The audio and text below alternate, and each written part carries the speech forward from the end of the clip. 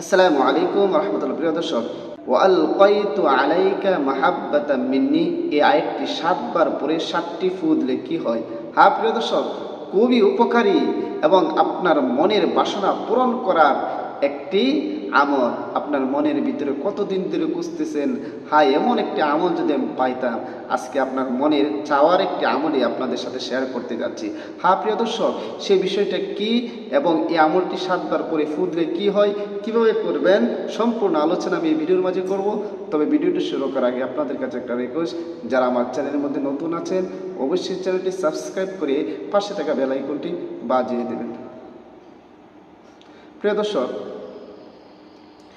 দুনিয়ার মাঝে এরকম আল্লাহ তাআলা মানুষদেরকে সৃষ্টি করে দিয়েছেন যে একজন মানুষ আরেকজন মানুষকে পছন্দ করবে, একজন মানুষ আরেকজন মানুষকে মহব্বত করবে, একজন মানুষ আরেকজন মানুষকে ছাড়া চলতে পারবে না।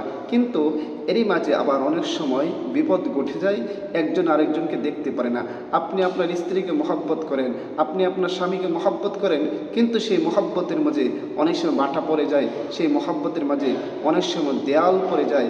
আপনি একজনকে মহব্বত করেন, আপনি চান তাকে জান প্রাণ দিয়ে মহব্বত করেন, আপনি তাকে জীবন সঙ্গিনী করে পাইতে চান, আপনি তাকে জীবন সঙ্গী করে পাইতে চান, কিন্তু যে কোনো অদৃশ্য কারণে আপনাদের মাঝে আবারও ফাটল ধরে গিয়েছে, একজন আরেকজনকে দেখতে পারেন না, একজন আরেকজনকে ঘৃণা করে। আগে অনেক মহব্বত করতো কিন্তু এখন মহব্বত করে না। এমন কঠিন পরিস্থিতির মধ্যে যদি পড়ে, যার কারণে অনেক সময় একজন ছেলে মেয়েকে মহব্বত করে, মেয়ে ছেলেকে মহব্বত করে, কিন্তু তাদের মধ্যে বিচ্ছেদ হওয়ার কারণে একেবারে নিজেদের জীবন ধ্বংস করে ফেলে।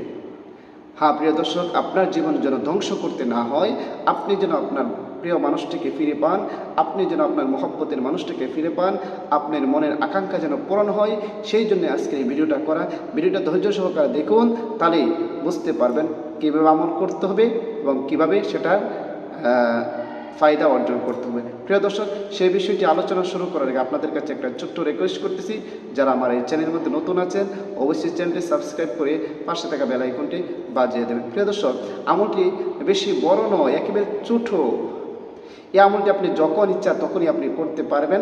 তবে করার আগে যদি আপনি পারেন উজু করে নেবেন, পবিত্র হয়ে নেবেন। উজু করে পবিত্র হয়ে এরপরে আপনি আমলটি করার চেষ্টা করবেন, কারণ পবিত্রতা মহান আল্লাহ পাক রব্বুল আলামিনের সিফত। আল্লাহ পাক রব্বুল আলামিন নিজে পবিত্র আর পবিত্রতাকে পছন্দ করেন, এবং কোনো একজন ব্যক্তি যখন পবিত্র হয়ে কাজটি করে তখন সেই কাজের গ্রহণযোগ্যতা, সেই কাজের ক্ষমতা অনেক বেড়ে যায়।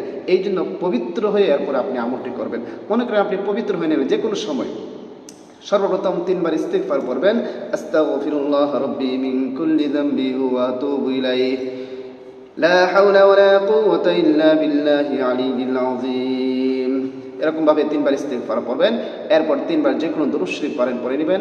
আল্লাহুম্মা সাল্লি আলা মুহাম্মাদি ওয়া আলা আলি মুহাম্মাদ কামা সাল্লাইতা আলা ইব্রাহিম وعلى آل إبراهيم إنك حميد مجيد اللهم بارك على محمد وعلى آل محمد كما باركت على إبراهيم وعلى آل إبراهيم إنك حميد مجيد।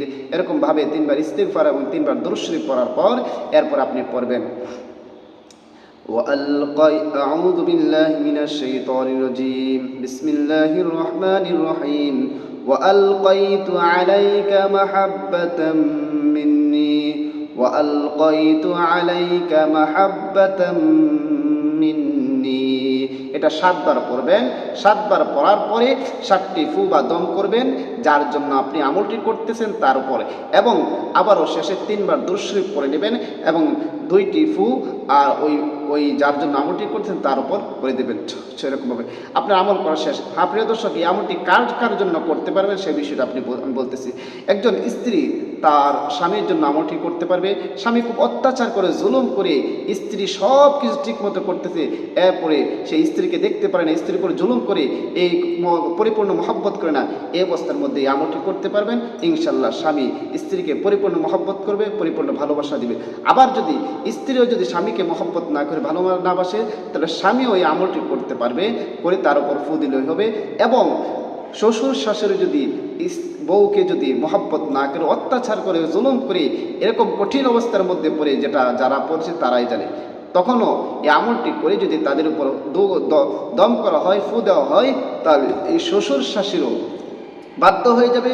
শ্বশুর শাশুড়িও এই বউকে পাগলের মতো ভালোবাসে, বউ ছাড়া কিছু দেখবে না। একজন মানুষ একজন প্রিয়জনকে অনেক মহব্বত করে, সে তার কাছ থেকে দূরে সরে গিয়েছে, তাকে মহব্বত করতেছে না, এই আমলটি করে যদি তার উপর ফু দিতে পারে, আবারও সে আগের মতো পাগলের মতো মহব্বত করবে, ভালোবাসবে এবং তার কাছে ফিরে আসতে বাধ্য হবে। হ্যাঁ প্রিয় দর্শক, অবশ্যই অবশ্যই আপনি আমলটি করবেন এবং ভালো কাজের মধ্যে করবেন, বৈধ কাজের মধ্যে করবেন।